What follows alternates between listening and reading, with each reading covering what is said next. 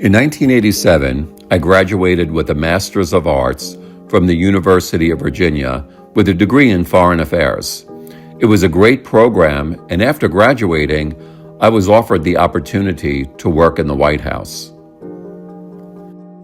I was in jail for 14 and a half months for bribery and corruption offenses. How did it all go so wrong? Well, let's start with my environment. Between 1997 and 2007, I was on the front lines of international business, working as the Vice President of International Sales for a large multinational defense contractor manufacturing bullet-resistant products, armored vehicles, and other protective products. I was overseas for about 250 days a year for the better part of a decade and earning a great deal of money based on my performance and success. Twice I lived and worked out of the United Kingdom. You see, the thing about being on the front lines of business is that you're far away from the home office and well removed from the law and policies of your company. Or so I thought. I thought I couldn't deliver sales success and compliance, but I kept this dilemma to myself. I didn't share it with my family or my company. You see, I thought I was in the middle of competing corporate objectives between the pressure to succeed and the pressure to comply. Well, you can guess which one I chose. And for almost 10 years, I was very successful in my choice. You see, I was traveling to places so remote that I thought that no one would ever know or say what I was doing. At one point, I was in a small town called Tierra del Fuego, less than 600 miles from Antarctica, the furthest away I could possibly be from my company and from investigators. And I didn't see myself as doing any harm, or so I thought. You see, I rationalized my behavior. Even though I knew what I was doing was unethical and illegal, I didn't think that anyone would ever know or that I would ever get caught operating in remote regions with little oversight. There were no witnesses to these corrupt discussions. I thought of it as a victimless crime. I embraced this dangerous illusion that at the business level, corruption can be a win-win for everyone. I wanted to win above all else and thought of corruption as the norm of international business. What I wasn't thinking about were the ethical consequences of my conduct. I thought of success and compliance as a zero-sum game and could not deliver both to management. My thought processes were not just misguided, they were totally illogical and irrational. In other words, it was an illusion. Have you ever heard of something called optimism bias? And that's when we believe that we are at less risk of experiencing a negative event compared to others. Another way of saying this is that, well, it will never happen to me syndrome. You see, the most important thing to me was winning, with or without integrity. And if that is what you focus on, you are definitely not focusing on the ethical consequences of your actions. And I'm speaking not only ethically, but morally and legally, and even personally, thinking about your family, health, liberty, and loved ones. So when a third party told me he was paying tolls, I knew what he meant.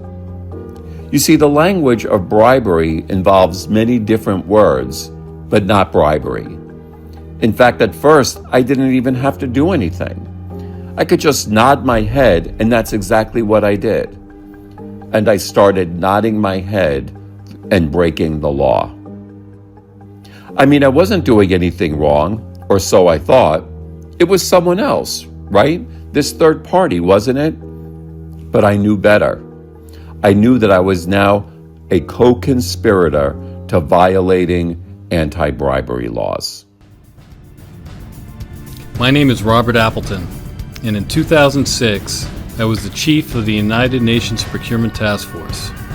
My job was to investigate and eliminate fraud in United Nations contracting worldwide. In New York, I started to investigate one of Richard's toll guys, or what is often called an intermediary, on a contract that had nothing to do with Richard or his former employer. During that investigation, I found a number of emails and documents with Richard's name on it. So I started to investigate Richard, and I shared my findings with the U.S. Justice Department, who then also started to target Richard. You see, Richard felt safe, that he was isolated, and he would never get caught. What he wasn't thinking about was what would happen if one of his toll guys got investigated. Before I got caught, I was so focused on success that I was ethically numb. Had I thought about it properly, I would have realized the societal, governance, and economic consequences of bribery and corruption. Bribery and corruption harm society and fair competition. You see, bribery gives you an unfair advantage. It overrides price, service, quality, and brand. So there's no market discipline. As a result, an unqualified company can win a contract.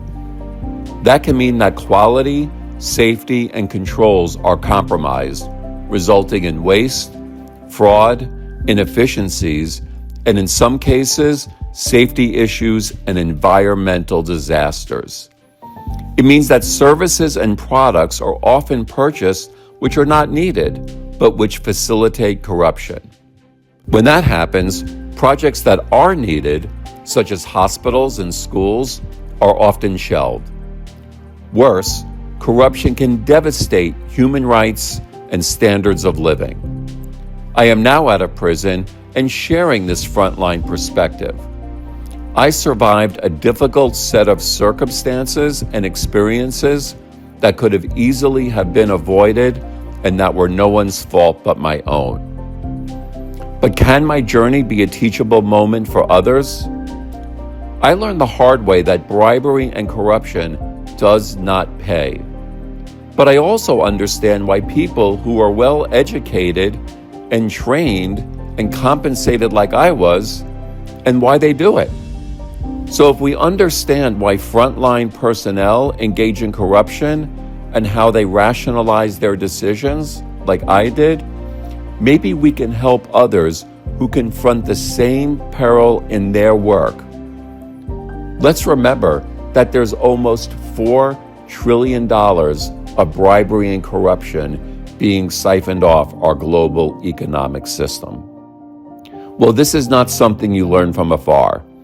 This is something you can only understand if you can grasp how our conduct gets rationalized at the front lines of international business. And let's not forget the environment and context in which we work in and the impact that it has on people. People will always suffer from optimism bias, as in that, well, I won't get caught. This lack of awareness at the front lines about the true victims of bribery and corruption and how compensation arrangements that are out of line with compliance messages can deliver compliance and confusion in the field. Bad ethical choices, like the ones I made, age like milk, not wine. And the earlier we expose our mistakes, even after we've made one, the easier it is to course correct. Blind spots, like the kinds that I've described and discussed, are a part of human nature. But if we're not careful, we can end up in a situation where the first person we deceive is ourselves. But there's great news. Once we are aware and sensitive about our blind spots, we can slow down, take action, and bring in others so that our blind spots don't end up harming ourselves, our organizations, and most importantly, our loved ones.